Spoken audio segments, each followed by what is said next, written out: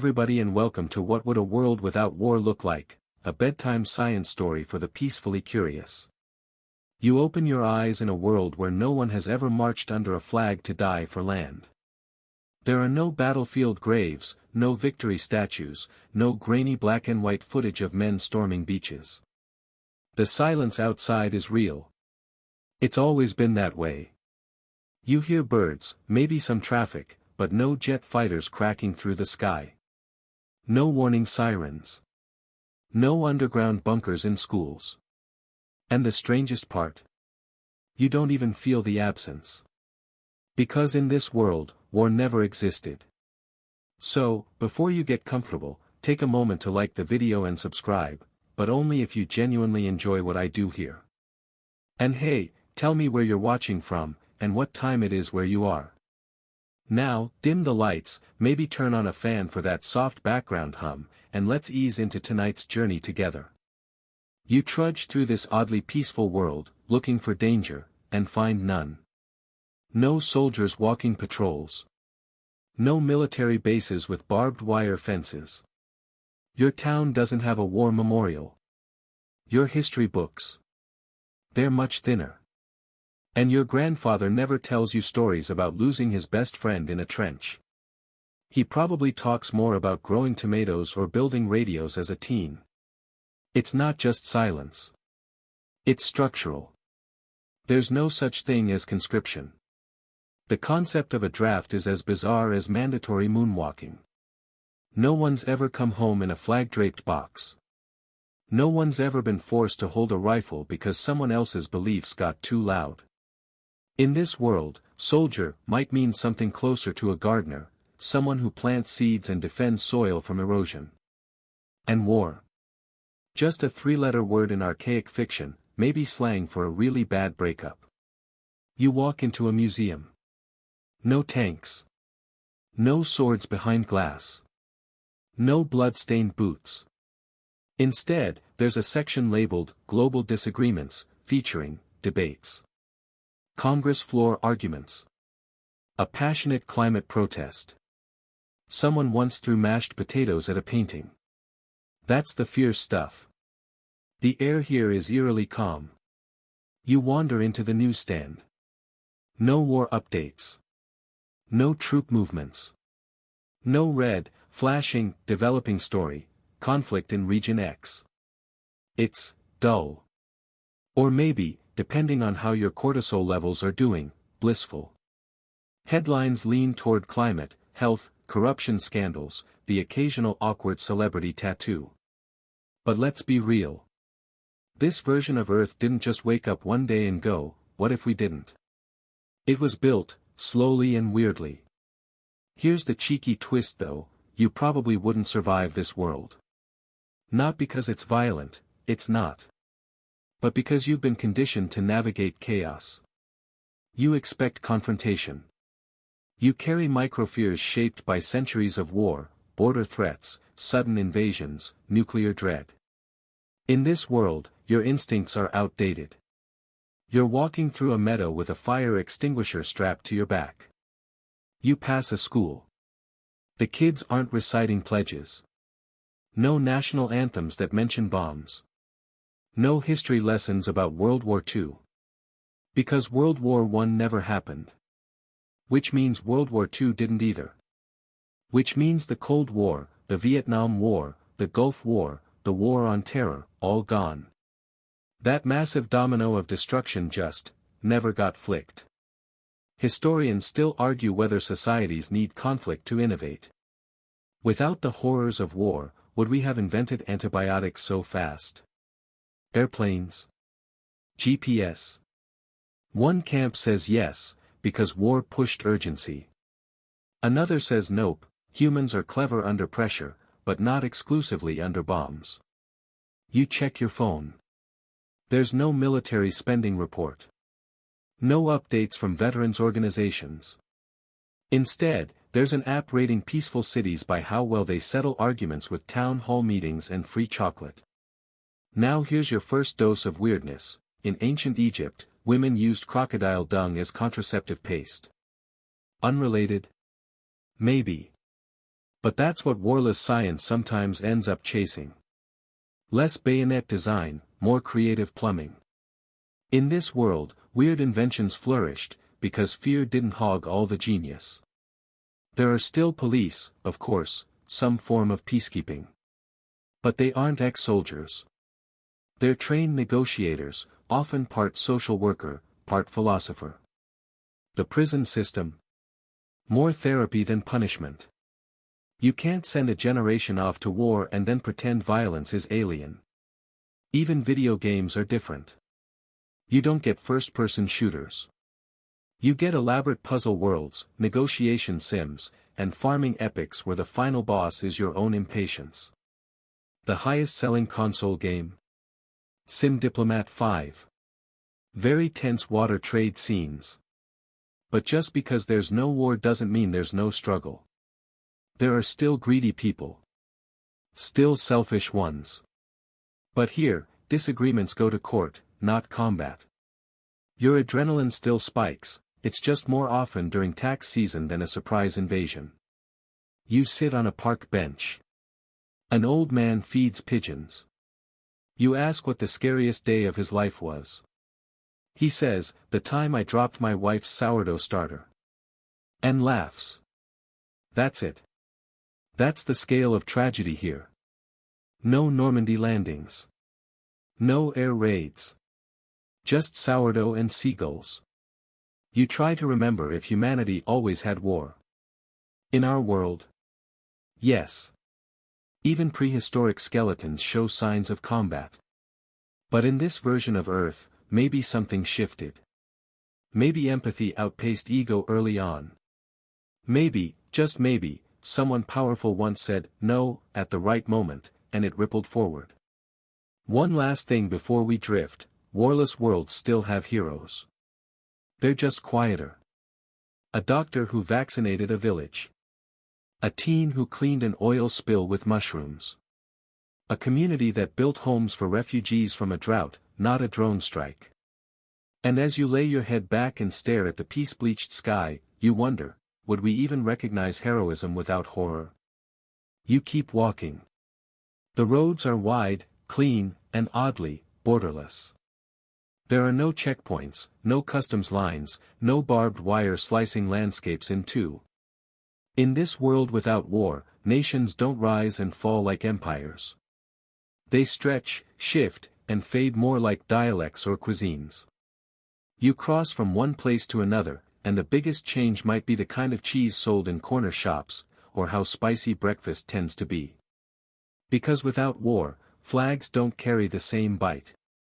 There's no need to plant them in foreign soil. No national anthem that swells with phrases like, "We'll fight to the death." If borders exist at all, they're mostly administrative. This region prefers left-side driving and bans chewing gum. Not trespass and we shoot. People still love where they're from. But patriotism? It's softer. Less chest thumping, more local pride. Think neighborhood loyalty, like how someone from a certain town insists their pizza is the best. It's tribalism, but without tanks. You stop to watch a festival. It's a celebration of cultural fusion, cooking contests, dance battles, storytelling marathons. You lean in as someone explains, this region used to speak 3 languages, but over time they blended into a strange, beautiful hybrid. No colonial tongue imposed by force. No burned libraries. Just curious neighbors learning from one another. There are still leaders, of course. But no presidents boasting military experience. No wartime generals elevated to godlike status. In our world, George Washington became president because he was a war hero. In this one, he might have just been a passionate gardener who won a city composting award. Historians still argue whether large civilizations can even form without conquest. One camp says war creates order by unifying people against enemies. The other says, nope, shared goals like farming, flood control, and Netflix watch parties do just fine. You walk past a building marked Assembly Hall. People spill out, holding small paper ballots. This is how disputes are settled, public vote, local council, and long-winded debates about irrigation and city bike laws. No coups. No revolutions. Just heated town halls and occasional pie-throwing, metaphorical, mostly. Now, because there's no war, there are also no war crimes. But don't get too smug, humans are still messy. Power still tempts. Corruption still exists. But here, the worst scandals involve shady real estate deals, not genocide. Without war, colonialism fizzles before it can ignite. You don't get one nation steamrolling another under the excuse of civilizing it. No continent-spanning empires. No globe-colored maps marked in blood. Africa isn't chopped into arbitrary chunks. Southeast Asia grows at its own pace. Indigenous cultures aren't bulldozed, they evolve, merge, or hold their ground in peaceful cohabitation. You sit at a bus stop beside a man humming. He's got tattoos in 6 different writing systems. He tells you his grandparents met at an interregional dance camp. His last name is an intentional mix, a blend of old tribal words, crafted during a marriage between families from different bioregions. Their union wasn't about politics. It was about music and pickled vegetables. In this world, international conflict exists, but on Reddit threads, not battlefields.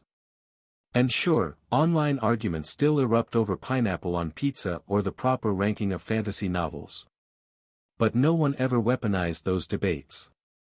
No one trained teens to kill strangers based on borders drawn by long-dead kings. It's tempting to think this world is boring. Like, where's the drama? No revolutions. No rebellions.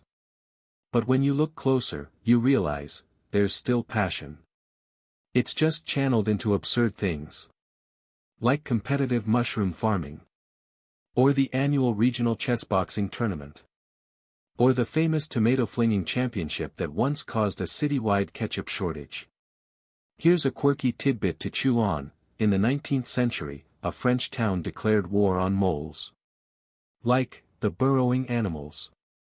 They even formed a militia. It didn't go well. In this warless world, that might be the closest thing to an official conflict. And the moles probably won. Without national armies, you wonder, what fills the void? Turns out, the strongest cultural institutions are schools, hospitals, and art collectives. Not exactly stormtroopers.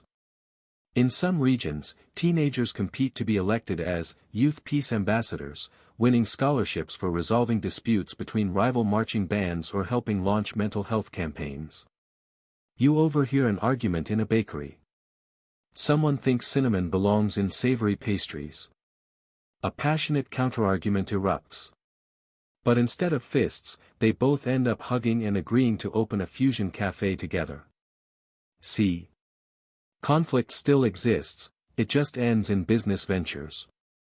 You stop at a public square.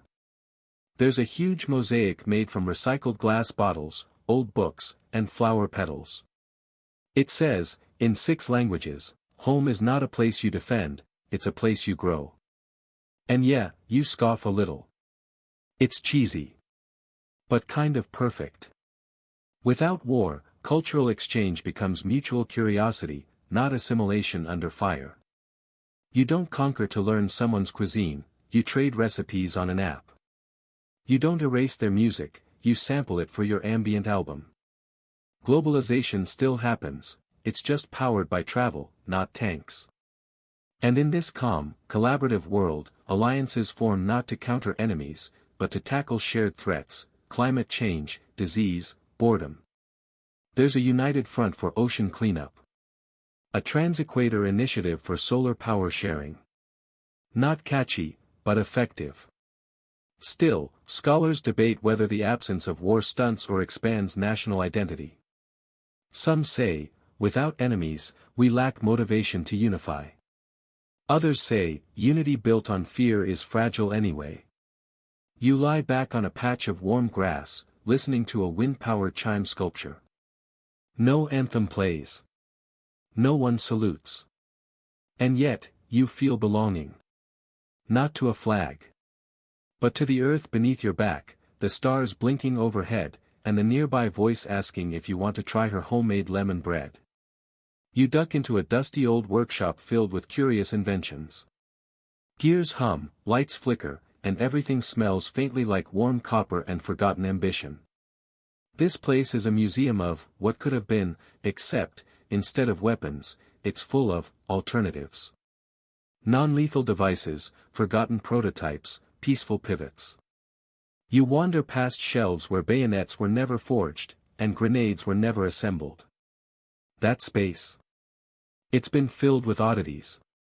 A machine that helps plants grow faster using harmonic sound waves.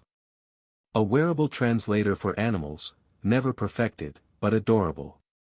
A mechanical friend built in 1912 that recited poetry to calm anxious kids. Because in this world, the human drive to invent didn't vanish. It just wasn't funneled into better ways to kill each other.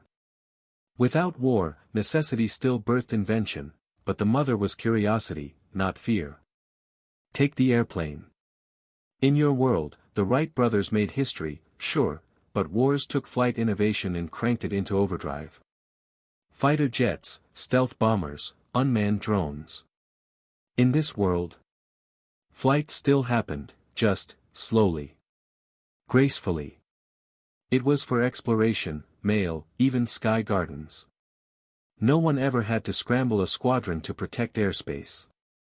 Instead, there are entire airships converted into floating libraries. One flies over every continent monthly, dropping books like seeds. You pause at a plaque next to a strange, crystalline device labeled, the Peace Wave. Developed in the 1940s, it was meant to broadcast calming frequencies during national debates. The science behind it is sketchy, but it allegedly helped prevent at least 2 civil meltdowns over bus lane expansion. Fringe? Absolutely. But in a world without war, weird peace tech gets funding. Historians still argue whether without war, technological progress slows down. One group insists we'd be decades behind, no internet, no satellites, no medical breakthroughs from battlefield triage. The counterargument? We just progress differently. Maybe slower rockets, yes, but faster cures, greener energy, and less PTSD in the family tree. You sit on a bench, flipping through a book titled, Gadgets We Never Needed. It's a humor piece, showcasing absurd hypothetical war tech, pocket flamethrowers, bulletproof monocles, tactical selfie drones. Each page ends with the same punchline, aren't we lucky? In our reality, the Cold War sparked an arms race that led to microchips, GPS, even weather satellites. But here, without that pressure, progress was less paranoid. Microchips were still invented, just for smart cooking appliances. GPS came from a collective project to prevent people getting lost on hikes. And weather satellites? Funded by farmers and festival organizers. You enter another room, dim and echoing. It's titled The Great Non-Bomb. In your world, there's the Manhattan Project, the frantic, secret effort to split the atom and invent the atomic bomb. In this world, that brilliance was redirected. The same minds, Oppenheimer, Fermi, Szilard, turned their gaze to energy. The world reactor was born, a safe, self-regulating, modular fission plant designed for villages, not warships. It changed the game. Instead of destroying cities, it lit them up. No Hiroshima. No Nagasaki. No nuclear arms race. Just cautious optimism and a lot of experimental glowing houseplants. Early radiation shielding was, let's say, a work in progress. But humans being humans, someone still tried to weaponize ridiculous things. In 1915, one inventor proposed militarized bees. In this timeline, the bees were instead trained to pollinate endangered orchids in precision swarms. Win-win. Except for that one year when the bees unionized and refused to fly in the rain. Small price to pay. You walk through a corridor lined with tools. Surgical kits, farming equipment, musical instruments. One display explains that many real-world weapons evolved from tools, scythes into halberds, hammers into war picks. Here. Tools stayed tools. The hammer never forgot it was made to build. And yes, some tools could hurt people. But intent matters. In this world, the blueprint is always built around preservation. Even police batons are soft, designed to deliver low-force, musical tones on impact, a concept called sonic redirection. It's mostly just awkward, honestly. Imagine being de-escalated by being bopped with a soft baton that plays Beethoven. You chuckle. Then you spot something that stops you. A dusty, never-finished design for a disagreement helmet. The idea? Two people wear it during a debate, and it projects their heart rate and emotions onto a shared screen, so each can see the other's stress in real time.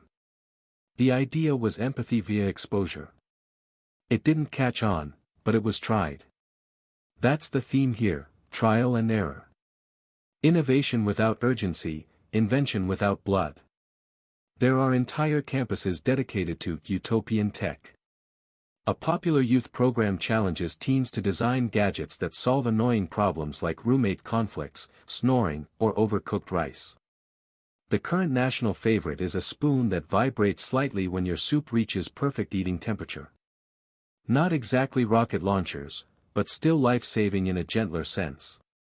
You step outside.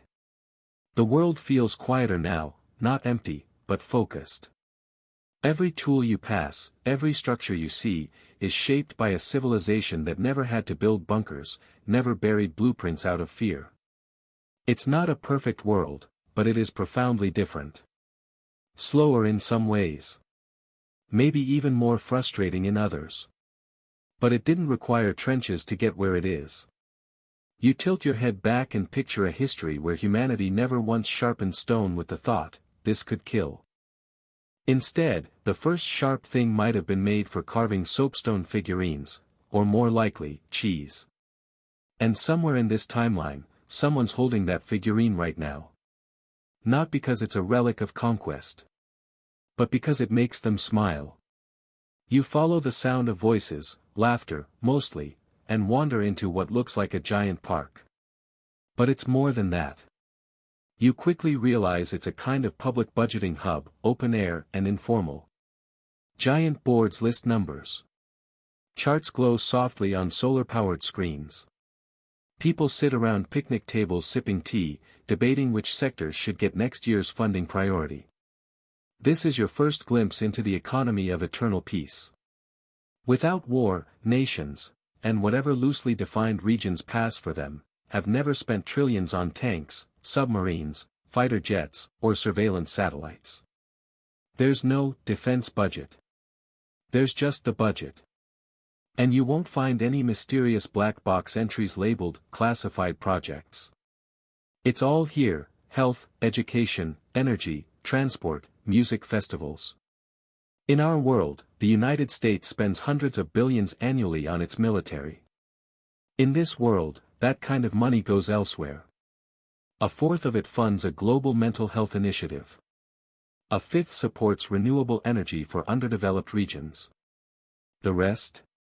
Well, there was a very passionate campaign last year for universal dental coverage in national dog parks. Guess which one won? Hint, lots of tail wagging. You sit in on a funding session. A teenager proposes expanding night school options for older adults who want to become painters or software developers. It passes unanimously. The discussion after that?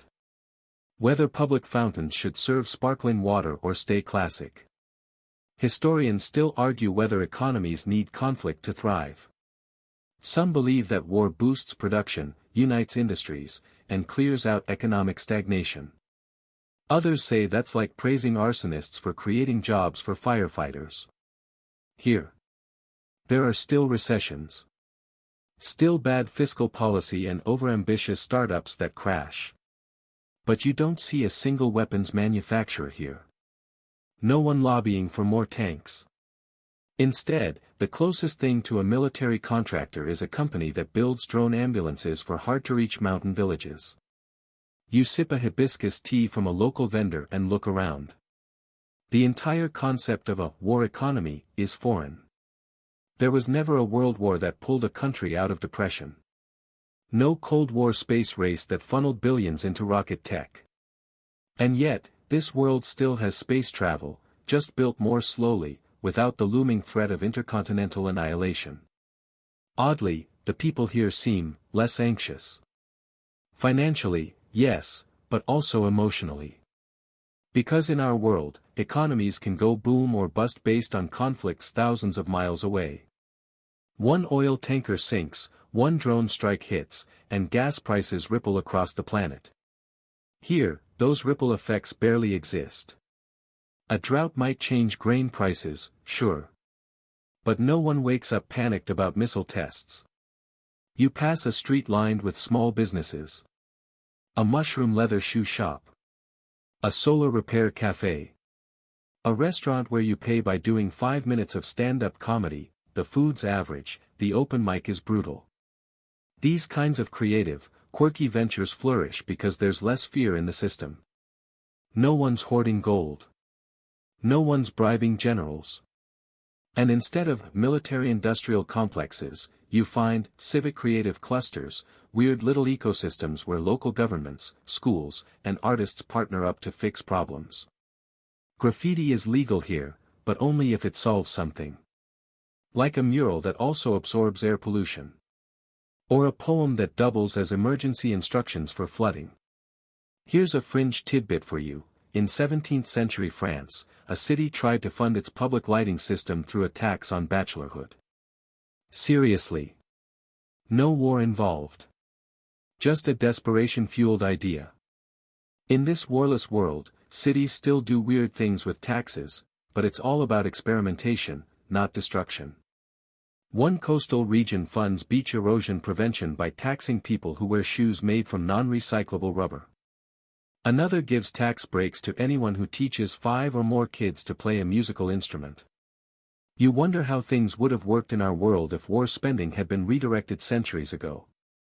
Maybe we'd have already cured Alzheimer's.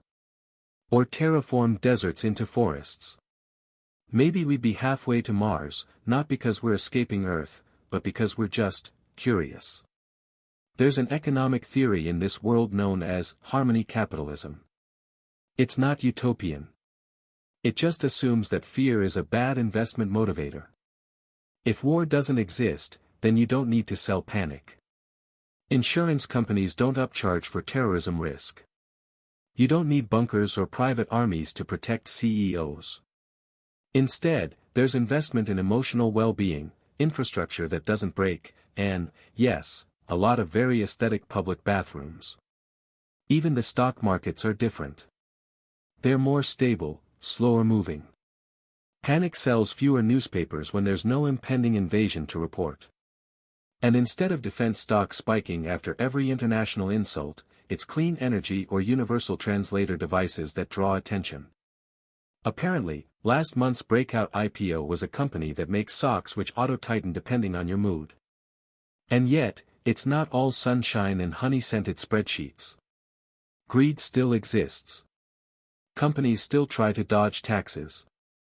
There are still arguments about whether billionaires should exist. The difference?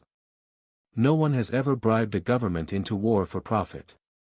No one has ever tanked a foreign currency to destabilize a region just to swoop in and buy cheap land.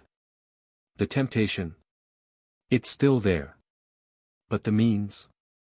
Never invented. You pass by a statue, not of a general, but of an economist named Laura Kim. She's credited with developing the Proactive Compassion Index, a system of measuring national success by how well the lowest 20% of the population are doing. Every year, governments proudly release their bottom-up budget scores. And unlike GDP, this one can't be faked with tank contracts. You pause under a tree and think of your own world. All those hidden costs, soldiers who never came home, cities rebuilt from rubble, PTSD that rippled through families for generations. Here, that weight doesn't exist. The economy doesn't carry it. Neither do the people. A little girl walks by wearing a t-shirt that says, "Build schools, not bombs." And the weirdest thing, It's not a protest. It's just a fashion statement. You step off the peaceful budget lawn and into a packed stadium buzzing with energy, not the tense kind you'd find before a battlefield charge, but the overexcited fan with face paint kind. This isn't war. This is sport. Loud, sweaty, ritualized rivalry, no casualties, but plenty of bruised egos. Because in a world without war, humans still need outlets for competition. You crave victory. You seek identity. And when no one's invading anyone, it turns out, sports become the grand theater of human rivalry. Tonight's event: a zero-gravity volleyball final between two global city teams, Melbourne Skyjumpers and the Nairobi Cloudsetters. The crowd is wild. Flags wave not in national pride but in team loyalty. There are chants, drums, even coordinated dances. But no one's throwing punches. Not even verbal grenades. Everyone's here for the game, not the enemy. In your world, some say sports evolved from battle, ritualized mock fighting to keep tribal tensions low. Gladiators, justs, and Olympic wrestling were all substitutes for the real thing. That's still partly true here. But instead of glorifying pain, sports here glorify precision, creativity, even absurdity. Take pillow sprinting, where competitors race while carrying ridiculously oversized pillows. No purpose. Just joy.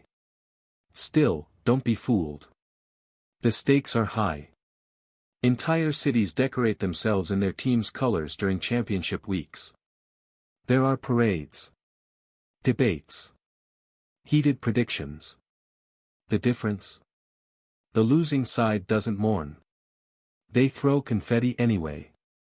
Here, rivalry doesn't require resentment. You wander past a training ground. Athletes work not just on strength and speed but poise. One coach teaches gentle ego management to keep pride from boiling over. Another leads a workshop on post-game apology crafting. It's equal parts competition and character building. Historians still argue whether sport can truly replace the psychological function of war. Some say, sure, it channels aggression in safe, symbolic ways. Others argue, sports only skim the surface, true war involves power, fear, and territory. And that can't always be dribbled away. But this world tries anyway. You visit an arena that once hosted the Global Climb-Off, a grueling, week-long climbing event up synthetic mountains shaped like extinct volcanoes. One year, both finalists reached the peak simultaneously and decided to tie. That sparked a new annual event, Team Equal Glory. The scoring system rewards cooperation between rivals. It's competitive and collaborative. Sounds mushy. Maybe. But ticket sales tripled. Here's a fringe fact for you: in 14th century England, entire villages used to play mob football, which was basically a violent free-for-all involving dozens of people and zero rules. It sometimes led to death. In this world, mob football still exists, but it's now a carefully choreographed dance performance about community cooperation.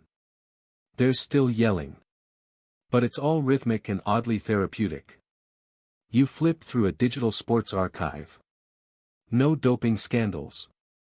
No military sponsorships. No recruitment booths promising glory. In your world, army ads often hijack halftime shows. Here, halftime is for community awards, like Best Sandwich Shared with a Stranger. Even esports are different. The top games aren't shooters or battlefield simulators. They're strategy games based on diplomacy, city planning, or interspecies negotiation. The reigning champion of Alien Council V is a 14-year-old who once brokered peace between 7 fictional alien civilizations by offering them collective sock design rights. That doesn't mean aggression is gone.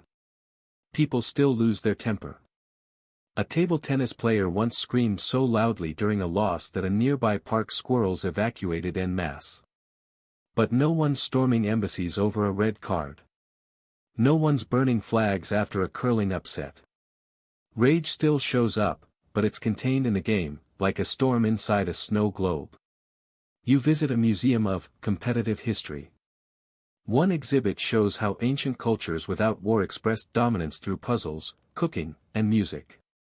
A reconstructed arena displays instruments used in battle symphonies, where rival orchestras competed to win favor from listening crowds.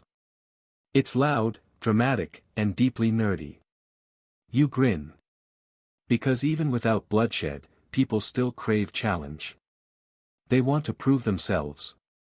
But here, self-worth is earned through art, intellect, endurance, not destruction. And that desire to win. It's not punished, it's just redirected. You meet a sprinter named Tal. They tell you how sport saved their life.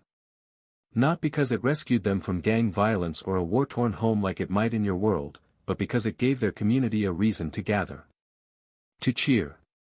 To hope out loud. In a world with no war heroes, athletes sometimes become celebration anchors. Not idols. Not soldiers. Just people who run fast and remind everyone it's okay to care deeply about something that doesn't matter. And perhaps that's the lesson. In a world without war, the unimportant becomes beautiful. You can obsess over games. You can paint your face. You can scream yourself hoarse at a game-winning goal. Because no one's dying for it. And that is the whole point. You slip out of the stadium and wander into a quiet civic plaza. A few people are gathered in small circles under trees, listening intently. One person speaks, calm but passionate. No shouting. No podium. No security detail in dark sunglasses. Just words, and people who seem to actually listen. This is how leaders operate here. You've entered a world where no leader has ever commanded an army. No wartime cabinet meetings.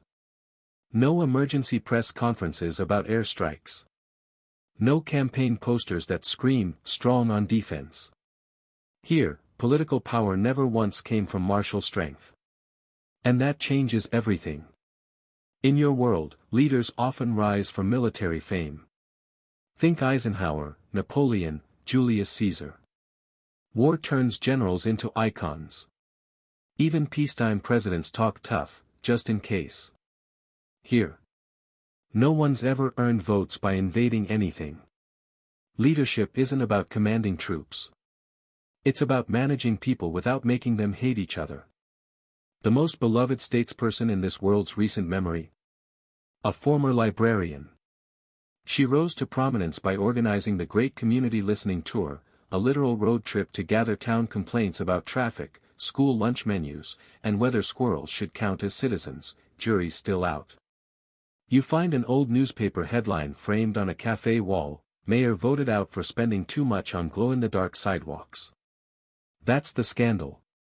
That's what brought down a mayor. Not a drone strike gone wrong. Not selling weapons under the table. Just sidewalk lighting miscalculations. Historians still argue whether leadership without the threat of war weakens global cooperation. Some say military alliances like NATO forced collaboration. Others argue, fear cooperation is fragile. And in this world, leaders unite through projects, not pacts. Energy sharing. Space missions. Continent-wide education initiatives. There's even a global festival of intergovernmental cooking. Last year's winner was a three-way tagine recipe from Morocco, Peru, and Norway. You peek inside a leadership lab. It looks like group therapy meets improv comedy. Aspiring leaders train in conflict mediation, crisis cooking, and making boring things sound exciting without lying. Lying isn't illegal here, but it's considered bad manners, like sneezing on someone's origami. And without war, the language of politics evolves. No one talks about fighting for your rights. Instead, they say, cultivating your voice. There's no enemy of the state. There's persistent disagreement. It sounds soft, but in this world, language isn't just decor, it's steering the culture. You flip through old campaign materials. Instead of flags, you see gardens. Instead of slogans like, "Power through strength," you read, "More quiet libraries, fewer loud arguments." Honestly, it feels relaxing just reading them. Of course, not every leader is a saint. Corruption still happens. People still hoard power. But without war, their tools are fewer. No fear campaigns. No censorship under national security. No rallying the public against a vague external threat. Tyranny becomes much harder when no one's trained to follow orders, just in case. A quirky little side note, in this world, there was once a prime minister who tried to declare a war on noise pollution. It backfired when protesters responded with interpretive dance and thousands of gently jingling bells. He resigned after a goat in a tutu disrupted his press conference. Legend status. You pass a bronze statue titled, "The Leader Who Listened." No sword. No horse. Just a seated woman, hand on her chin, surrounded by chairs. It's a tribute to a minister who once paused an entire infrastructure plan to personally meet every affected family. The project was delayed 3 years. No one cared. Her approval rating soared. Here, strength looks different. It's not about muscle or missiles. It's patience. Flexibility. Honesty under pressure. One beloved president was known for crying on camera.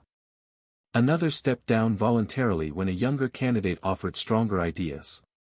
Peaceful transitions of power aren't just policy, they're cultural expectations. You don't cling. You rotate. You sit on a low wall and sip a strange sparkling herb drink someone handed you without asking. Nearby, a group of teenagers are debating whether regional representatives should be rotated randomly like jury duty. One of them says, "We're too comfortable with career politicians." Another adds, "We need more poets in office." Sounds naive? Maybe. But in a world where no one's ever ordered a military strike, maybe idealism gets a little more breathing room. You look up at a digital billboard. It flashes a reminder, local council meeting tonight. Free dumplings. Come yell respectfully. Leadership here isn't distant. It's accessible. You don't win power, you earn trust. And you don't keep it forever. Term limits are strict. Most people consider more than 2 terms weirdly clingy. Some leaders retire early just to mentor kids or build elaborate treehouses. You think of your world's leaders. The slogans. The showmanship. The hardened speeches to defend democracy. Here, democracy isn't defended, it's cultivated. Like a sourdough starter. Like a bonsai tree. No one threatens it with tanks. They just water it, trim it, and hope. And perhaps the biggest difference? In this world, leaders are taught how to lose. Gracefully. Publicly. Applauding their successors. Writing long, honest letters to the nation explaining their mistakes. Imagine that in your inbox instead of campaign spam. You wander into a city hall. It's open.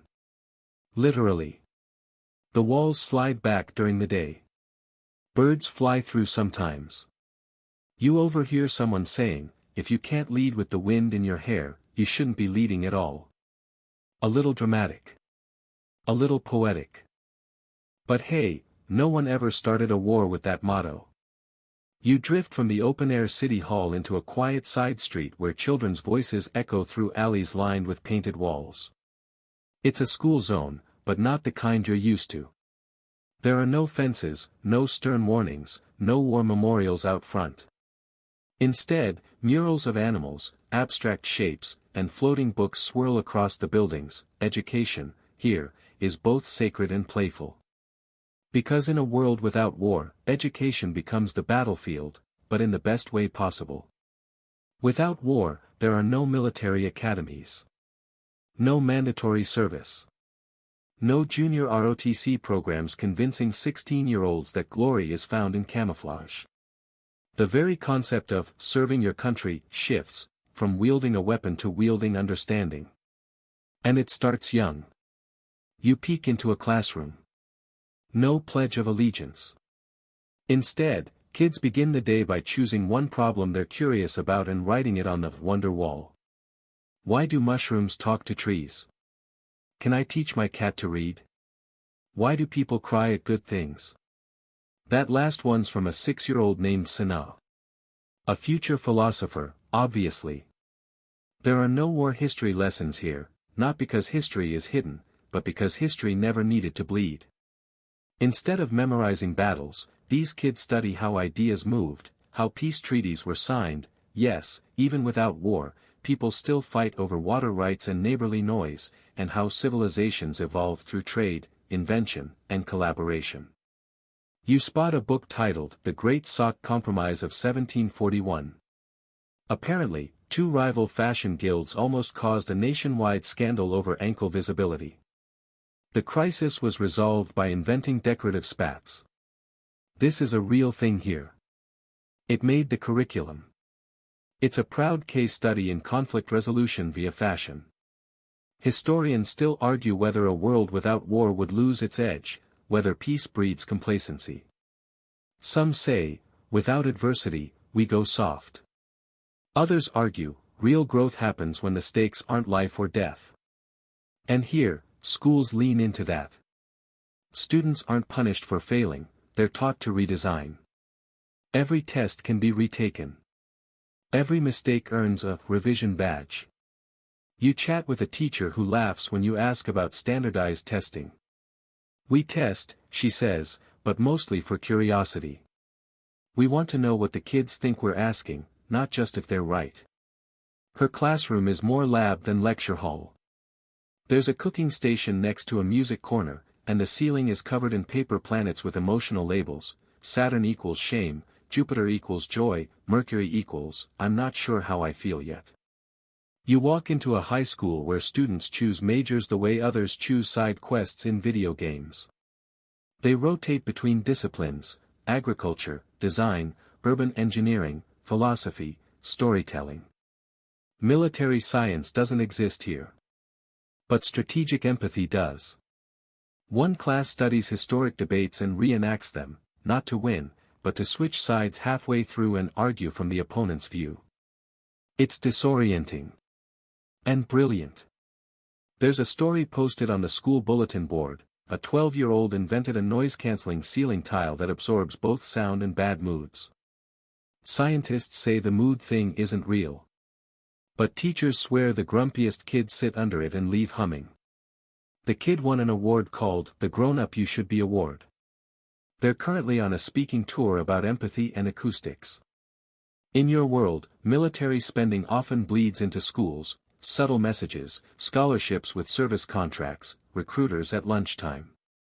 Here, those funds. They go into mobile science labs. Art residencies. Forest classrooms where kids spend entire seasons tracking clouds and making up myths about the wind. There's no national anthem class. But there is a unit called National Whispers, where kids listen to the quietest voices in history: unsung inventors, anonymous poets, forgotten scientists. It's part of a campaign called Fame is Not the Goal. You stumble into a library that looks more like a greenhouse. Plants climb the shelves. Sunlight pours in. And a group of toddlers are napping in a reading nook shaped like a giant teacup. A teen volunteer reads aloud softly from a book called When the Planets Took a Nap. It's not non-fiction. But it might be truth, anyway. A fringe tidbit for you: in 16th century Europe, some schools taught astrology alongside math because they believed the stars affected learning speed. Here, astrology is still taught, but as cultural narrative, not science. One elective is called How the Stars Helped Us Say Hard Things. It explores how zodiac metaphors make feelings easier to express. It's wildly popular. You walk past an open-air test site, except it's not a test, it's a public project. Teens building a cooling system for elderly homes using misting vines and reflective paint. No grades. Just feedback and snacks. A chalkboard nearby reads, "Mistakes welcome, we just need a better name for them. And yeah, not everything's perfect. Kids still cheat. Students still forget homework. There's drama. One school nearly collapsed under a scandal involving a fake robot principal made from cardboard and clever ventriloquism. But no one's dropping out because they're being funneled into a war machine. No one's being told, the only way to afford college is to risk your life. Here, education isn't about creating citizens who can obey. It's about raising humans who can imagine. You stand beneath a tree where former students have etched messages. Keep questioning. Never let a fact ruin a good idea. I'm still learning, and I'm 92. And perhaps that's what truly defines this peaceful world, not the absence of violence, but the abundance of curiosity. You leave the school grounds and follow a winding, tree-lined street until the air grows still, and a hush settles around you. You're entering a place of reverence, not because of monuments or soldiers carved in stone, but because of what's not here. This is the Museum of Unlived Sorrows, a quiet, sprawling structure built to honor the grief that never happened. Strange, right? A memorial for imaginary suffering. But in a world without war, people still feel the weight of what could have been. And they choose to remember that absence. They build spaces not to glorify sacrifice, but to say, we didn't have to. The museum is gentle. No brutalist walls or cold marble slabs. Just winding pathways, soft lights, and audio booths where voices whisper stories that never came to pass. You step into a room called the Lost Letters Wing. It's filled with fictional correspondence between lovers separated by battles that never occurred. Each letter is fabricated by poets, historians, and students. The tone is always earnest, full of longing, but also relief. One begins, "Dearest Theo, if there had been a war, I know you would have gone. I know I would have written this in fear. But there wasn't. So today, we danced in the rain instead." You might laugh. But you also feel the quiet ache of it. The gratitude. Because here, remembrance isn't about what was lost. It's about recognizing what was spared. In your world, memorials are built from ashes and names etched in stone. Here. They're made of things like unfinished lullabies, empty photo albums, quilts stitched with stories that never had to end early. The walls hold not names, but moments, would have been soldiers, unburned villages, children never orphaned. Historians still argue whether a lack of national trauma weakens collective identity. Some say shared suffering binds people. Others argue, shared relief can be just as powerful. That when people remember what they avoided, they still form bonds, only softer, quieter. You enter a gallery titled Uniforms That Never Were. It's filled with fashion, military-style outfits reimagined for peace, coats lined with poems, boots that leave heart-shaped footprints, helmets repurposed into flower vases. There's a tongue-in-cheek sign that reads, "The only war gear we manufacture is for weather." You pause in front of a video installation. It's a slow-motion film of strangers hugging. No dialogue. Just faces changing. Some laugh. Some cry. Some hold on too long. One woman whispers, "You didn't die. You were never sent. You're still here." And then comes the part that catches in your throat, the nursery of names. It's a softly lit hallway lined with tiny plaques. Each one bears a name generated from lost war records of our world, the uncountable children who were never born because their parents didn't survive. Except in this world, those children exist. Each plaque is paired with artwork from kids named after those ghost lives. There's a painting of a purple dragon on roller skates. A clay turtle wearing sunglasses. Pure silliness. Pure existence. A curator walks by and says, "We don't mourn here. We honor the absence of mourning." And you realize something strange, this place makes you emotional not because it's sad, but because it isn't. It's a room full of people who got to grow old, who got to meet their kids, who got to walk home instead of be carried. Here's a fringe detail: in this world, Remembrance Day is celebrated not with silence, but with singing. Families gather in parks and sing songs about the war that never happened. Some are funny. Some are heartbreakingly gentle. One annual favorite is a lullaby titled, "For the Battle You Never Fought." It was written by a child who once asked their grandparent, "Would you have gone away if there had been a war?" The answer, yes. The next line, "But I didn't. So I stayed.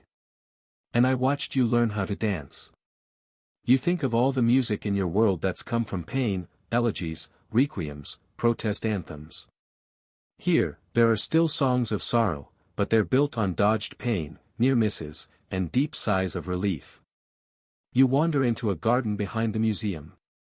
There's a circle of chairs made from reclaimed wood. It's called the Listening Ring. People take turns sitting in the middle, speaking their gratitudes for things that didn't happen. One man says, "I'm grateful my grandfather never had to kill anyone." A child says, "I'm glad my brother never had to hide in the dark." There's silence. Then applause. Then warm tea passed around. You sit, watching the wind stir the grass, and wonder what kind of person you would have been if you'd never carried even a little generational grief. If your nation had never whispered its pain into your textbooks, your media, your bedtime stories. Would you be softer? Kinder? Would you sleep better? This world isn't perfect. People still die. Accidents still happen. Illness still arrives like unwelcome guests. But war, the grand machinery of sorrow, is missing. And so entire generations walk lighter. Entire families stay intact. Entire cities never rebuild from rubble. You turn a final corner and see a sign that reads, "We remember what we never had to endure." It feels upside down. But also deeply right. Because maybe the most sacred thing in a world without war, is the space where trauma never lived. You leave the Museum of Unlived Sorrows with a strange lightness in your chest, like someone just whispered good news from the past. You walk for a while in silence, until the noise begins again, not the roar of an engine or the bark of a drill sergeant, but the melodic chaos of a city square. It's market day. Stalls line the plaza in chaotic rows, each one bursting with color, scent, and chatter. Handwoven rugs flap in the wind beside solar-powered trinkets, stacks of citrus, bundles of poetry zines, and glowing jars of something called moon honey. It smells like lemon and old songs. You're in the heart of this peaceful world's global culture exchange, a swirling, joyful tapestry of identity, art, and food, where cultural friction isn't something to fear but something to celebrate. Because in the absence of war, cultures never needed to define themselves against each other. There were no conquerors, no imposed languages, no national anthems built on bloodshed. So instead of sharpening their edges, cultures here learned to braid. You sip something purple handed to you by a woman in a woven hat made from recycled wristwatches. She calls it tea, but it tastes like a fruit had a dream. Around you, people are trading, not just goods, but gestures, dances, stories, idioms. A baker from a coastal island teaches a song that helps time the rise of bread. A kid from a mountain tribe recites the myth of the talking avalanche. A robot plays a flute. Everyone applauds. It's unclear if the robot understands. Historians still argue whether cultural fusion without conquest is possible. Some believe that conflict spreads ideas faster, Roman roads, Mongol trade routes, colonial languages. Others argue, those ideas came with violence, and in this world, ideas travel more willingly. It just takes a little longer. Like fermentation. Or friendship. You follow the smell of saffron to a booth labeled, "Languages We Almost Lost." It's run by volunteers from across the globe who've spent years reviving dead or endangered languages. Without colonization or war, more languages survived, but some still faded, worn down by disuse. Here, they're sung back into life. There's a man performing poetry in an ancient river dialect. No one understands the words, but everyone claps like they do. You ask a vendor selling cactus candy what keeps this place from boiling over. He shrugs. Sometimes it does boil. Someone steps on a tradition, mixes sacred with silly, says the wrong thing. But we talk. We eat. We fix it. Then he adds, grinning, also, our spicy diplomacy soup. One spoonful, and nobody feels like yelling anymore. In your world, culture and war are tied tight.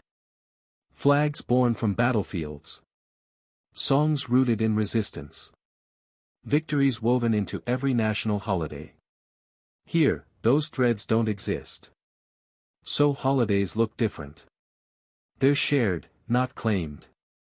There's a global celebration called First Flavor Day. Every region cooks a dish that best represents their oldest surviving recipe, and then everyone swaps. People sit cross-legged on rugs, try food they can't pronounce, and argue about which is better, fermented melon jelly or beetroot clouds. No one wins. Everyone is full. Nearby, a group of teenagers are painting a mural called Ourselves, Woven. It shows dozens of faces, all styles, all eras, intertwined with vines and text from 5 languages. One kid explains, "We don't want a melting pot. That's boring. We want a soup, with chunks. A bit chaotic. A bit spicy. But every bite is whole."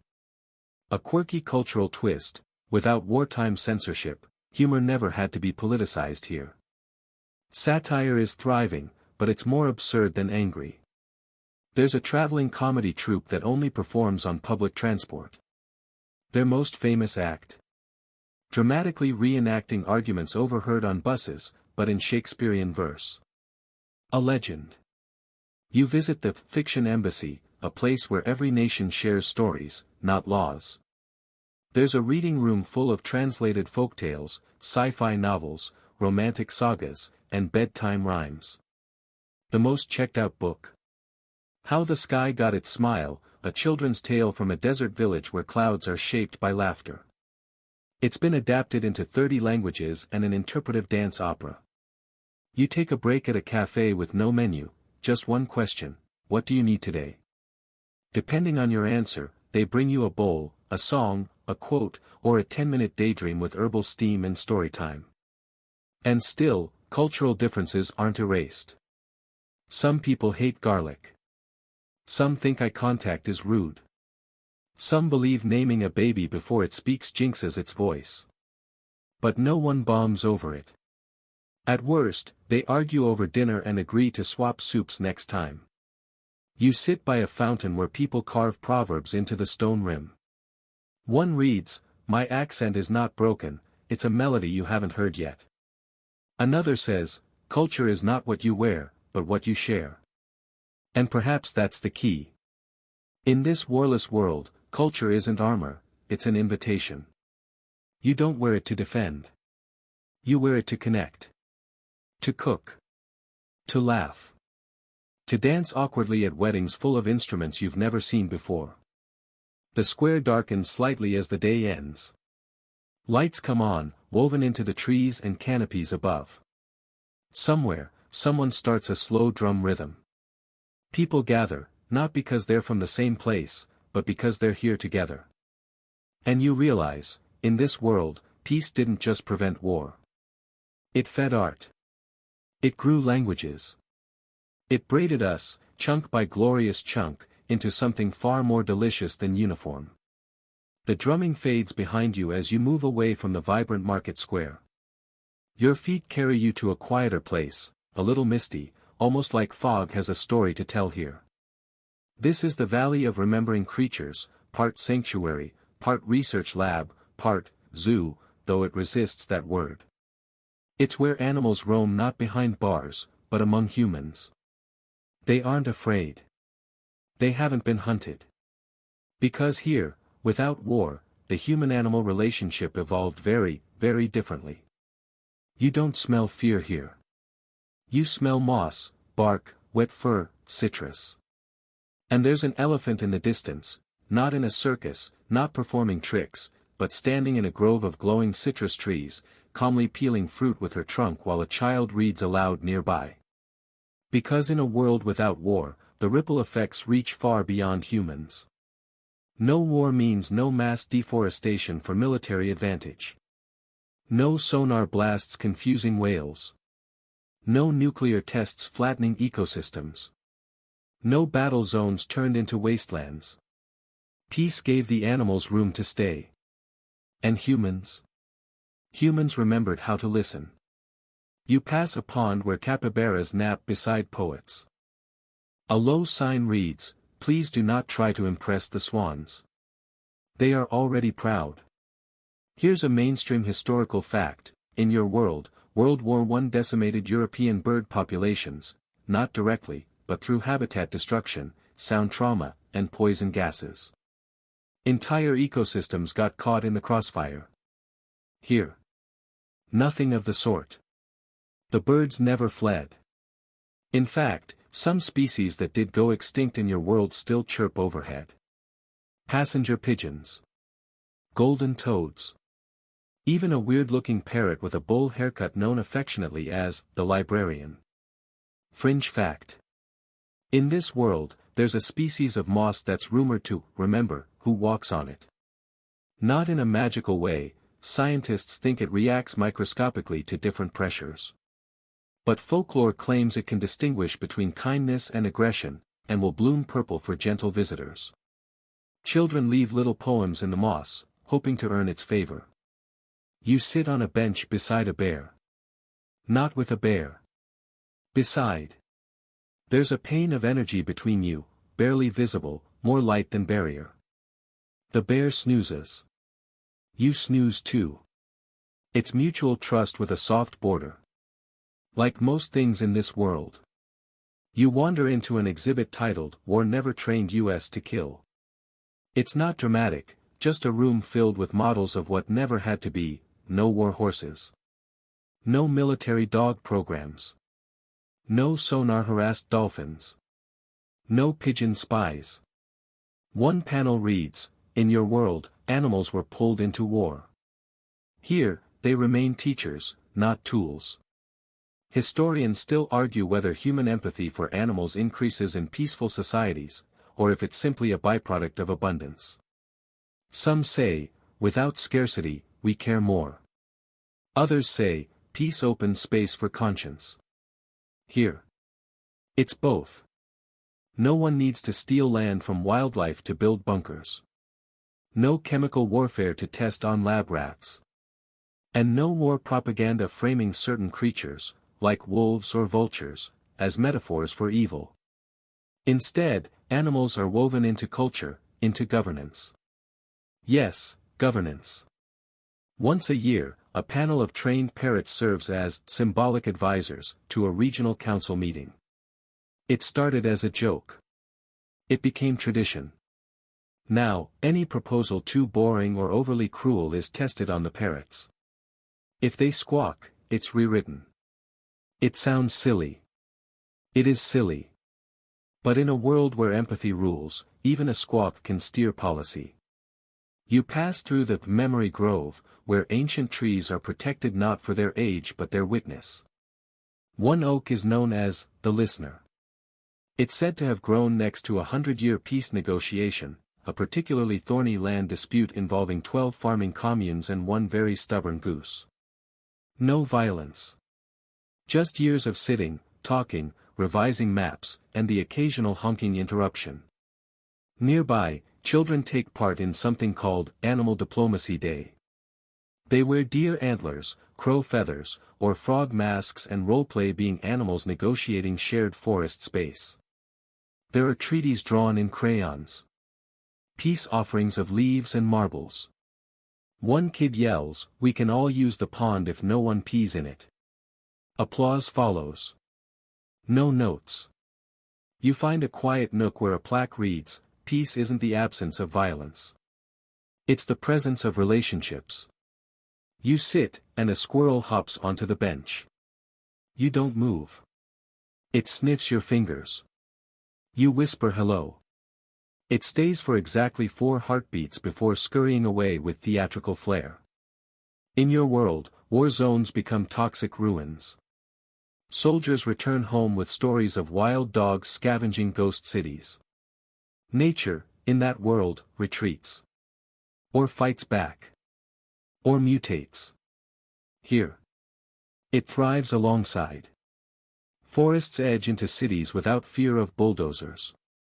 Foxes live in urban gardens. No one considers it invasion. It's just participation.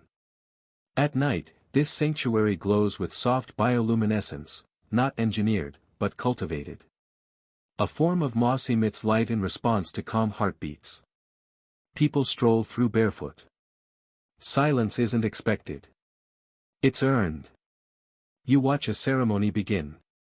Quiet, simple. A deer steps into a circle of humans. A soft tune plays on reed flutes. Everyone bows, not in submission, but in respect. The deer looks unimpressed and trots away. It's perfect.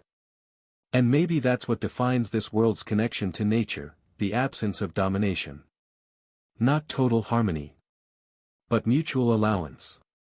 You leave the sanctuary with your pockets full of feathers, seeds, and a tiny scrap of paper that says, "You were kind. Come back soon." You don't know who left it. Maybe the moss. You walk until the trees thin out and give way to a skyline not built of steel and glass, but of rounded contours, layered rooftops, and glowing terraces that look more like moss-covered cakes than buildings. Welcome to the city of quiet inventions, the beating heart of human innovation in this peaceful world. And here's the twist, it's not quieter because no one's inventing things. It's quieter because there are no weapons to invent. Without war, science didn't race toward annihilation. There were no atomic breakthroughs forged in deserts. No satellites launched to spy. No innovations twisted to give one country the upper hand. Here, science is still ambitious, still breathtaking, but its momentum pulls toward curiosity, not conquest. In your world, the jet engine, GPS, duct tape, and even instant coffee were all byproducts of war. But imagine a world where that same brainpower was aimed somewhere softer, like time travel for plants. Or solar umbrellas that hum your favorite melody when it rains. You walk into an innovation hub called the Gentle Lab. On the wall, we solve what doesn't scream for solving. Inside, a team is working on something called mood-sensitive wallpaper. It shifts color based on the emotional tone of the room. Not to surveil, not to control, just to help you realize you've been grumpy all day. One prototype even sings a lullaby if your stress level spikes past a polite threshold. It's been wildly popular in coffee shops. Historians still argue whether the absence of war stunts technological growth. After all, war in your world pushed governments to pour money into R&D. But here, progress moves laterally instead of vertically. Instead of inventing faster bombs, people invented slower conversations. Instead of cyber warfare, they built digital empathy networks, apps that let people share feelings without typing a single word, just by choosing colors and textures. You walk past a glass studio where someone is inventing edible glass for art displays that double as emergency food. Another lab is designing books that bloom into wildflowers when planted.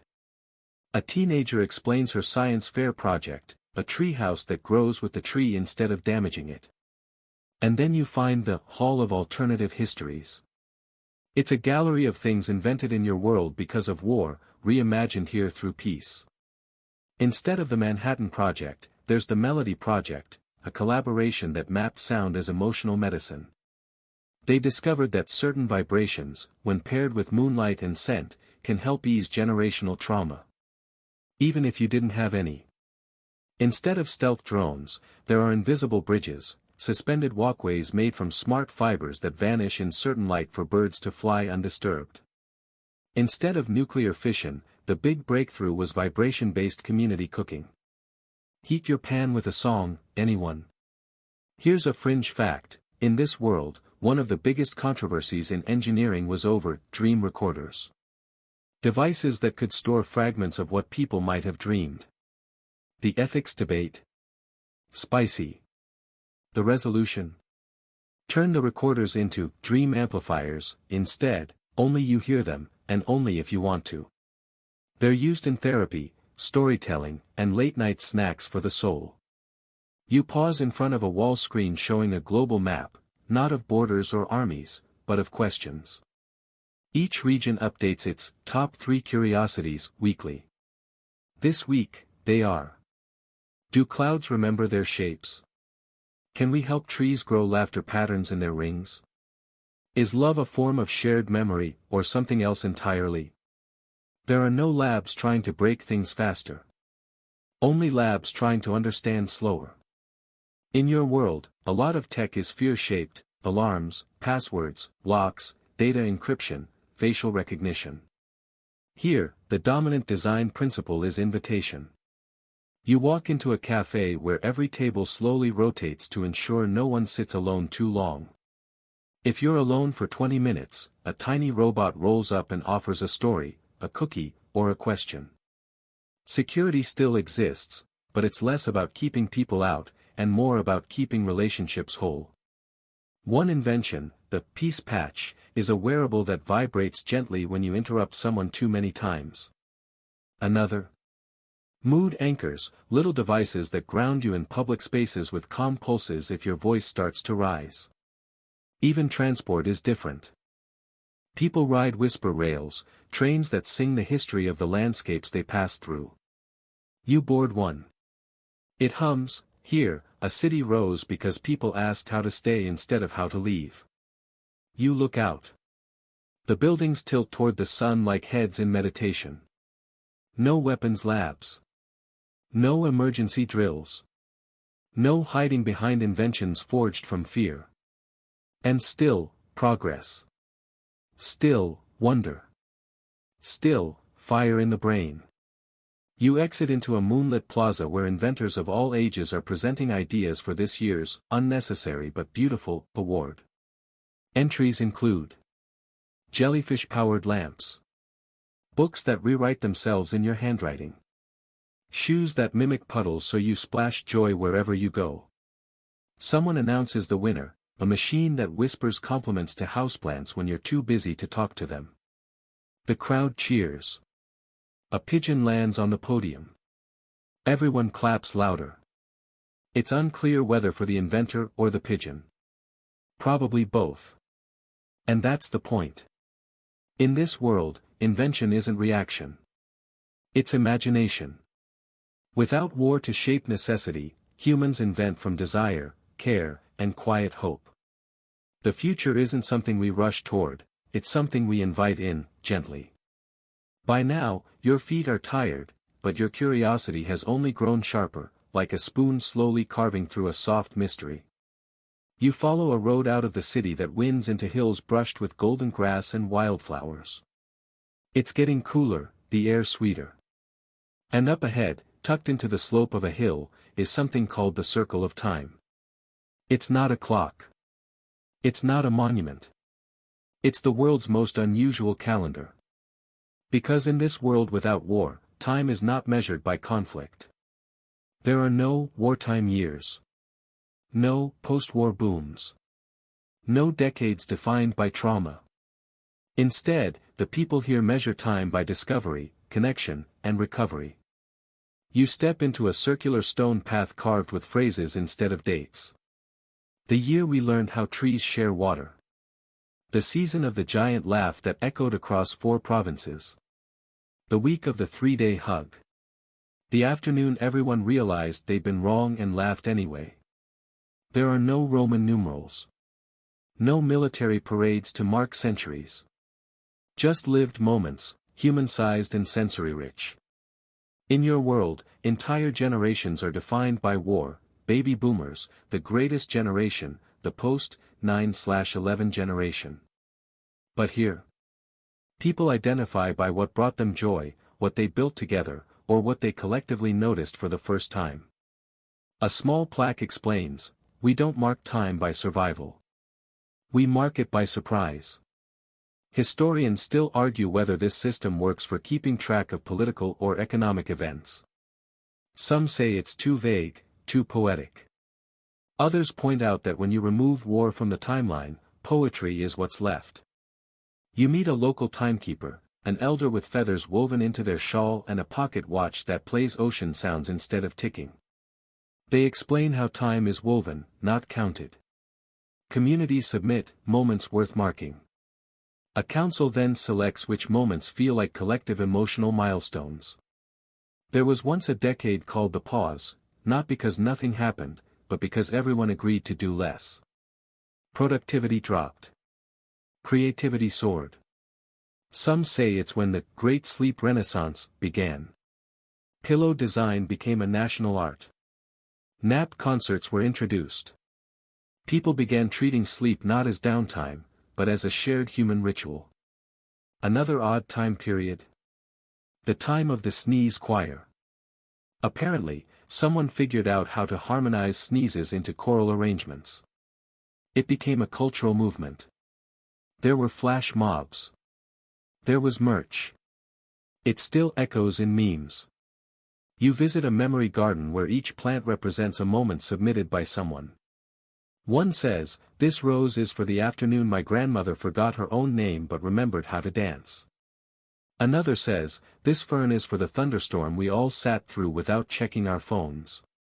In your world, wars dominate history books, chapter after chapter of causes, consequences, casualties. Peace is often skimmed over, a few pages at most. But here, peace is the page. It's not what happens between crises. It's the story itself. You stumble upon a classroom beneath a canopy of vines. The lesson today, how we measure forever. A student explains, we count not just how long something lasts, but how much it holds. 1 minute laughing with a friend is heavier than an hour being bored. So we weigh time by emotion, not duration. You smile. That actually makes sense. Nearby, a quirky museum display compares calendars from alternate Earths. One world counts time by how many recipes a culture has invented. Another by kisses. Another by how many types of silence people have learned to share. In this world, New Year's Day is called the turning, and instead of fireworks or ball drops, people gather in the quiet, hold hands, and whisper one thing they're releasing, and one thing they're welcoming. There's tea. There's soup. There's no shouting. The night ends with everyone writing a sentence they hope they'll laugh at in a year. And no, it's not all perfect. Deadlines still exist. Clocks still tick. People still run late. But without war rushing the world into urgency, time becomes softer. Less of a whip, more of a hammock. A fringe fact, one community measures their weeks by the moon's facial expressions. On Big Smile Moon days, everyone's encouraged to compliment strangers. On Eyebrow Moon days, curiosity is king, you're supposed to ask 3 people a question you don't already know the answer to. You reach the center of the circle of time, a hollow where wind sings through strings stretched across the sky like a massive harp. Each string represents a year of stillness. You sit. You close your eyes. The strings vibrate gently, like 1,000 years of sighing at once. You realize something beautiful, without war to punctuate the ages, people learn to stretch their own definitions of meaning. They didn't wait for trauma to validate a moment. They just noticed. And remembered. And named the softness before it faded. You leave the circle of time feeling like your bones have slowed down. Not in a bad way, more like they've remembered that they aren't meant to be sprinting through life. You breathe slower. You blink longer. You keep walking. The road curls downward, and soon you arrive at what looks like an ordinary neighborhood, modest homes, gardens, bikes parked under trees. But something's off in the best possible way. There's no security system signage, no fences with spikes, no "beware of dog" warnings in angry fonts. You realize you're standing in a community without fear of invasion. And that's what this section is about. In a world without war, home feels truly safe. You walk down the street. Every front yard is open, no walls, just little chalkboards that say things like, "Come say hi if you like strawberry tea." Or, "Having a rough day? Sit here." No need to explain. In your world, war doesn't just destroy buildings, it seeds paranoia. People build higher walls. They hoard supplies. They bunker down, even metaphorically. But here, people lean outward. You pass a tool-sharing station. It's just a cupboard at the end of someone's driveway. Inside, hammers, a pasta machine, a mini projector, even a birthday cake mold shaped like a narwhal. All labeled with names and small thank you notes. One says, "Thanks for the screwdriver. Used it to fix my friendship." You round a corner and find a conflict garden, a communal patch where neighbors plant something every time they resolve a disagreement. No one's required to. It's not tracked. But over time, the garden has grown unruly, tangled, and spectacular. A sign says, "Some of these plants were watered with awkward apologies." You chuckle. It's strangely touching. A historian's voice echoes in your head, "Can peace make people too trusting?" The debate is real. Without the ever-present pressure of war, is there enough resilience? But here's the twist, this world's people aren't naive. They know harm exists. Just not war. They still deal with conflict, just in different formats. You peek into a community center holding a class titled, "How to Disagree Without Ruining Thanksgiving." Another is teaching toddlers how to say, "I don't like that, but I still like you." Without war-shaped nationalism, identity becomes less about flags and more about relationships. Your homeland is the people you care for, the spaces you nurture. One neighbor shows you their memory quilt. Each square represents a favor received, dog sitting, soup after illness, someone listening to them cry in the rain without saying, "You're overreacting." And still, safety. This world hasn't turned its back on protection. It's just redefined it. Instead of surveillance cameras, there's a neighborhood emotional temperature map. People voluntarily log moods so others know when to check in or give space. No obligation. Just awareness. You glance at today's notes, mostly calm. One teenager practicing drums too loudly. One grumpy cat on porch, do not engage. You walk into a house where the door's open. Not from carelessness. From culture. Inside, 3 generations play a board game that somehow involves feathers and quotes from dead philosophers. You're handed a mug of something warm. No one asks who you are. No one needs to. In your world, so many homes are shaped by what they're trying to keep out. Here. Homes are shaped by what they're trying to invite in: curiosity, comfort, connection. A fringe story catches your attention. Years ago, a particularly eccentric neighborhood formed a group called the Emergency Cake Committee. Their rule: if any house had more than 2 sad people inside it at once, someone had to bake a cake and bring it over. It became so frequent that eventually they just set up a rotating schedule. Now it's tradition. You're handed a slice of unexpected raspberry grief cake. It's delicious. You notice something else. No one's tired from tension. In your world, many people don't even notice the low-level hum of vigilance that shapes their daily decisions: locking the door, scanning the room, rehearsing escape plans. Here, people walk like their shadows are light. They look up more. They rest harder. They let others rest. Even architecture reflects it.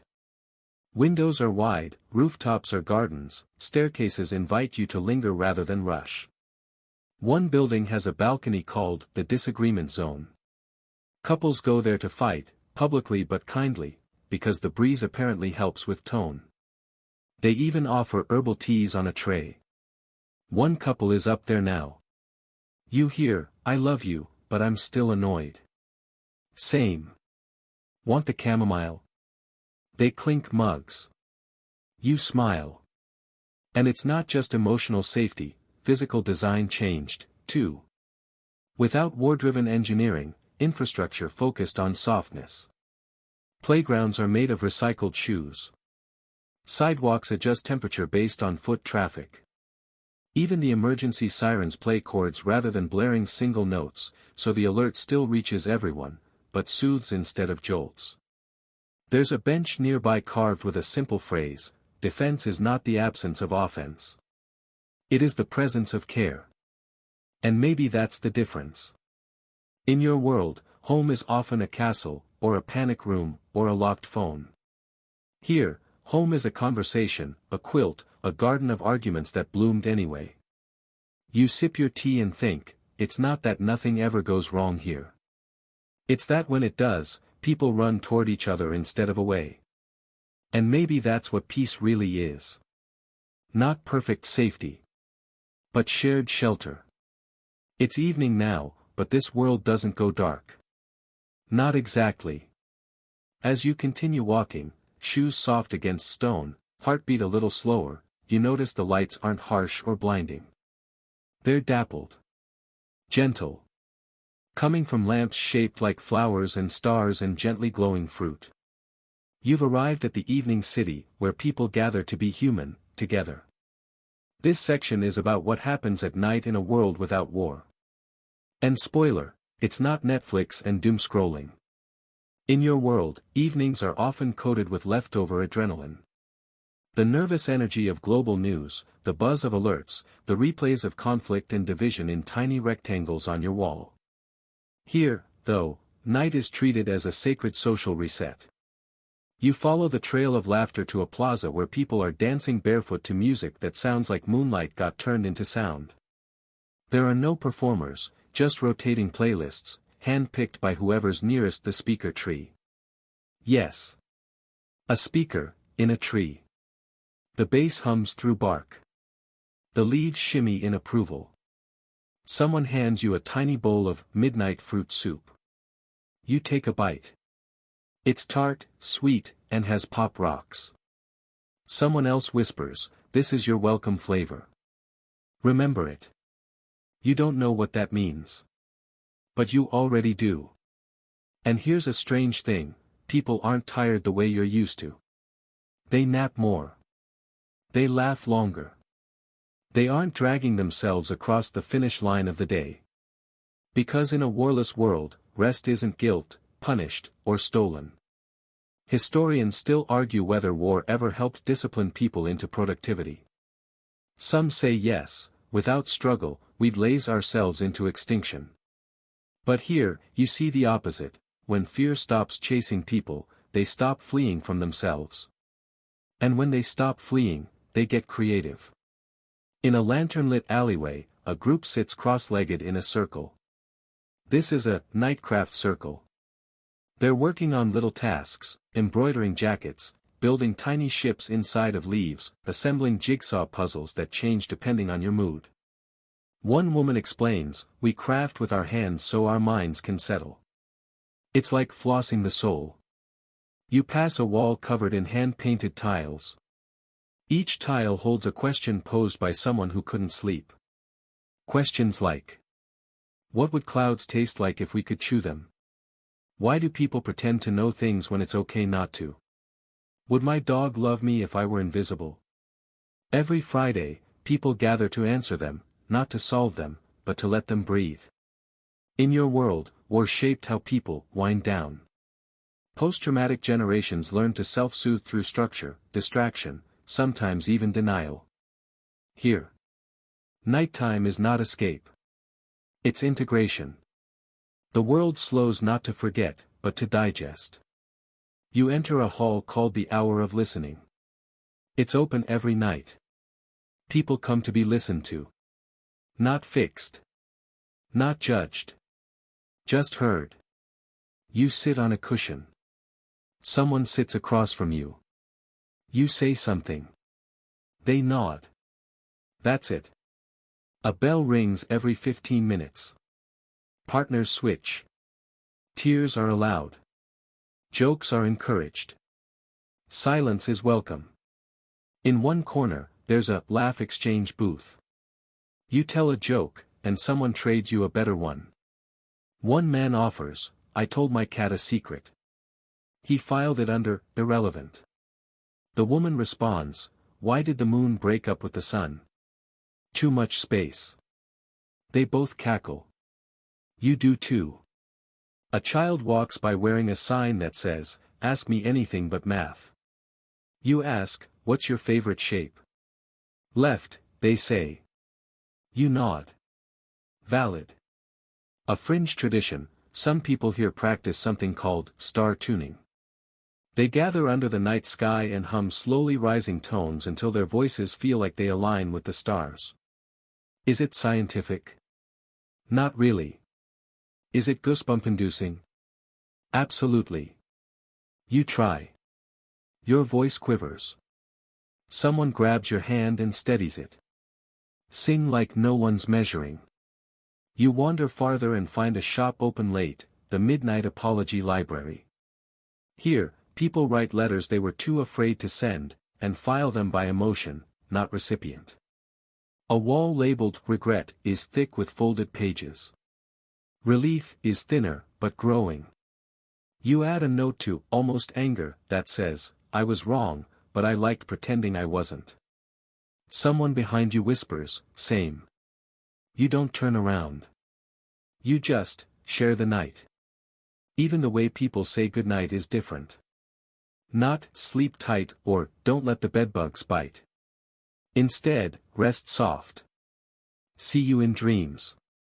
Carry nothing. No one wishes you escape. They wish you return, to yourself, to stillness, to peace. And maybe that's what separates this world from yours. At night, they don't replay horror. They reclaim tenderness. You settle into a public sleep cove, yes, a real thing. Just hammocks under warm lights. A stranger offers you a story. Not a bedtime one. A memory. You ask, is it true? They say, only if you believe it while I tell it. So you listen. They say, once, there was a boy who swallowed a songbird whole. Not to trap it. But to carry music with him forever. He grew up and forgot the words, but not the feeling. You fall asleep smiling. Here, war never taught people to guard their softness. So even in the dark, they let themselves glow. Your eyes open slowly, not because something jolted you awake, but because morning in this world arrives like a soft suggestion, not an alarm. The sun filters in through leaves that lean to catch its warmth. A wind stirs, more curious than urgent. And the sky, just pink enough to feel hand-painted, stretches above the last few stars like a mother smoothing the blankets of a sleeping child. Today is your last full day here, and somehow you already know what it's about, legacy. In a world without war, what do people leave behind? What becomes of memory, of impact, of the stories people hope are told long after they're gone? You walk toward the Hall of Echoes, a vast, quiet complex where the past is preserved, not in trauma, but in tenderness. You half expect a museum. What you find instead is a garden of voices. You're handed a headset. But there's no audio guide.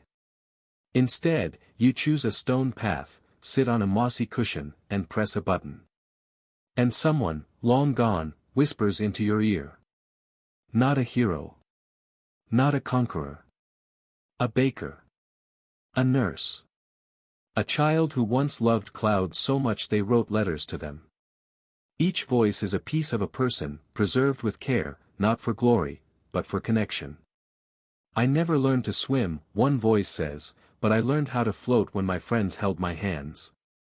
Another says, I wanted to be remembered as kind, even if I sometimes wasn't. You realize, this world doesn't fear being forgotten. It fears being remembered without nuance. In your world, legacy is so often forged in fire, battlefields, revolutions, scars. Here, it's woven in softness, in choices that quietly mattered. You step into a room of inventions never patented. Just offered freely. There's a kettle that sings lullabies. A rocking chair designed to mimic a grandmother's heartbeat. A hoodie that purrs when you're anxious. Fringe idea. Someone built a thought garden, a digital space where your favorite ideas live on after you die. People can visit them, water them, remix them. One person's legacy is just a single sentence: I believed wonder should be a public utility. You pass a group of children sketching their future echoes, not what they want to be, but what they hope someone will say about them in 80 years. One writes, she always helped bees cross sidewalks. Another writes, he gave good hugs, even when he was grumpy. One kid just draws a sandwich with wings. The teacher nods. Yes. That too. Historians still debate whether legacy needs conflict to feel meaningful. They argue that war crystallizes time, gives people clear roles: heroes, villains, martyrs. But here, legacy is a shared, evolving thing. Not a statue in the square. More like a bench someone builds because you once said you liked sitting in that spot. You pass an installation titled, The Unshouted Name. It lists the people who never went viral, never got awards, never made history books. And next to each name is a single action. Repaired 31 umbrellas without ever charging. Sent kind messages to people who left mean ones. Always remembered your tea preference. A sign reads, in a world without war, no one has to be extraordinary to matter. You find a quiet alcove where visitors can leave a piece of themselves, literally. A button from your shirt, a scribbled thought, a pebble you carried from far away. You're told, these become part of the museum of small legacies. You leave a note: I once dreamed of a gentler place. And then I saw it. And still, the world turns. Not everyone is wise. Not all stories are tidy. Some people die angry. Some disappear with unresolved questions. But here, no one's legacy is claimed by war. No one's memory is shaped by which side they were on. Instead, people are remembered by the shape of the love they left behind. You climb one last hill as the day warms. At the top is a mirror, not for vanity. For witnessing. You see yourself. A little older than before. A little slower.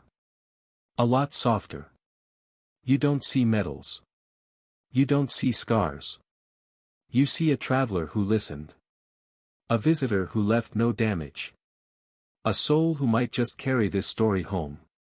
And below the mirror, a phrase is etched in wood: let your echo be something you would still love, even if no one ever hears it. And now, it's time to fade.